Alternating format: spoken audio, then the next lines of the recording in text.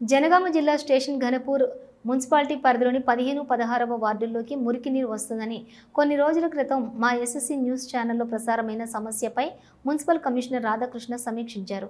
ఈ మేరకు 1వ వార్డులోని ప్రజలకు నోటీసులు పంపనున్నట్టు పేర్కొన్నారు. వారి ఇంటి ప్రహరీలను క్రమబద్ధీకరించుకోవాలని సూచించారు. లేనిచో 2019 మున్సిపాలిటీ చట్టం ప్రకారం అక్రమ నిర్మాణాలపై చర్యలు తప్పవని హెచ్చరించారు. స్టేషన్ ఘనపూర్ మున్సిపాలిటీ పరిధిలోని 1వ వార్డులోని మెయిన్ రోడ్డు నుండి వచ్చేటువంటి డ్రైన్ వాటరు 15 మరియు 16 వార్డుల్లోని ఎస్సీ కాలనీలోని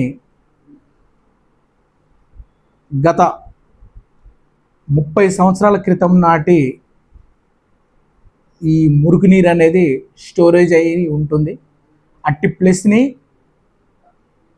మేము 4-5 సార్లు విజిట్ చేయటం కూడా జరిగింది. అలాగే ఈ యొక్క స్టాగ్నేట్ అయినటువంటి డ్రైన్ వాటర్ను ఏ రకంగా దానికి శాశ్వత పరిష్కార మార్గం చూపెట్టాలనే దిశగా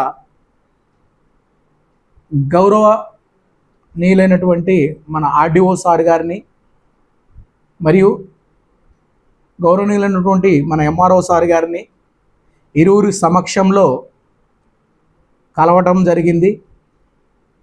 దీనికి పరిష్కార మార్గం చూపే దిశగా మాకు సహకరించగలరని వారితో చర్చించడం కూడా జరిగింది.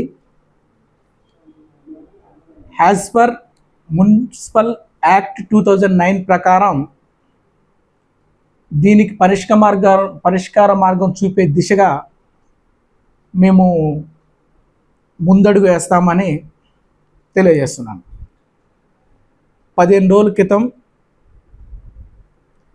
ఏదైతే ఈ యొక్క నిల్వ ఉన్నటువంటి మురుగునీటిని తొలగించే దిశలో భాగంగా గత 15 రోజుల క్రితం ఆ మురిగి కూపం ఉన్నటువంటి ఇళ్ళలో ఉన్నటువంటి ఓనర్లకు, యజమానులకు మేము ఆల్రెడీ నోటీసులు జారీ చేయడం జరిగింది.